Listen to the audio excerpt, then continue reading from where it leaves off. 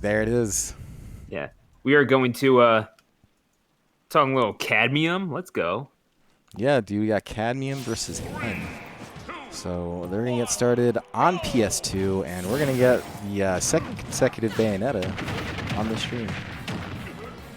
Bayonetta is always kind of an interesting character on Wi-Fi, and actually, I'm kind of deferring to a good friend of ours, friend of the stream, Insomniac, when I talk about Bayo, just because obviously a different character in this game, night and day compared to Smash 4, yeah. for better or mostly for better, but if you're a Bayo, definitely for worse, just because there are a lot of things that Bayo simply cannot. Well, obviously she can't take over the game. That is a good thing. But also just there are a lot of things that she struggles against, and it comes down a lot to guesswork, it seems like, where you really do get rewarded a lot for pulling out, pardon the Phillyism, some head-ass options.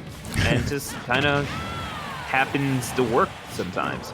Kind of interesting to see how it'll turn out against what seems to be a pretty quality Ganon thus far as the back air connects to take the first off. Yeah, we've been seeing a lot of Ganons. Yeah, returning the favor. Wow. Yeah, beautifully done. Yeah, so we've seen a few Ganons running through these brackets recently. One being Seabass. I'm pretty sure. Were you here on a Seabass cast? I feel like you were. Like once. I was indeed. Yeah, that's right. So we've seen that actually quite a bit here. Oh my God, those options right there are what makes playing against Ganon so terrifying, especially on Wi-Fi where you might just be like a reaction frame off, because that's kind of a guessing game. That's like rock paper scissors reacting to that. But if you miss a jump against Ganon, you are dead, and certainly the same could be said for Bayonetta. Just you gotta execute it a little differently. It's all good. I'm used to watching again, friend of the stream, Bonk. So you get carried off of the side. That's your own damn fault. You messed up, but man, you can just take over a disadvantaged state like that. Yeah, he really can. That's sort of the polarizing part about him, because like if the momentum sort of swings, it can go south very quickly.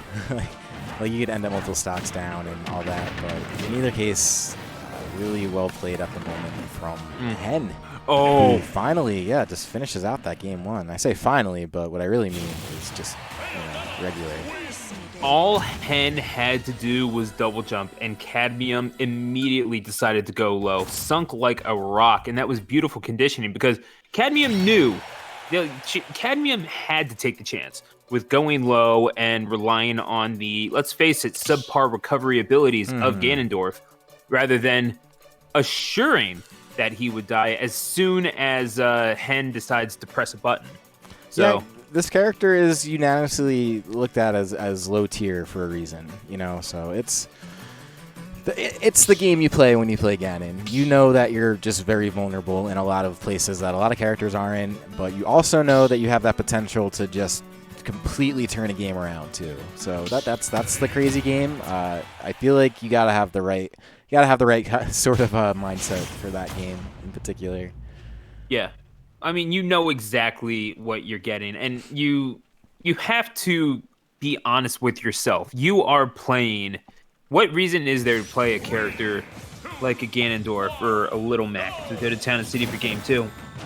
You're there because you know that someone out there is bound to not know exactly what the heck they are doing. Like, they're bound to not realize that, if you are trying to fight Little Mac on the ground, of course I should be able to fight Little Mac. It's the worst character in the game. Well, the reason people play him is because you fight them on the ground 1v1, you are probably going to get messed up just punch for punch. So that's something that you have to realize. And also, you mess up against Ganondorf, he has the potential to really kill you in 2 or 3 hits. However, Hen not looking like having much of a problem with Kadmium at the moment. Yeah, no problems. Already up a stock.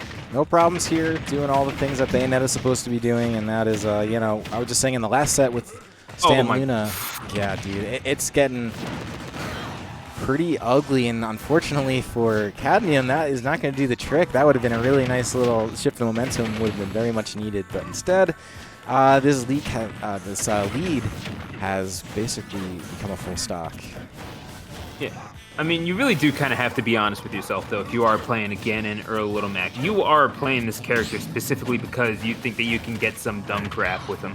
Of course, that's part of the fun. I mean, like, you know, doing that to someone, like, that's enjoyable. But unfortunately, gotta watch them rolls. I love how you couldn't even be honest with yourself saying that. It's like, yeah, it's fun.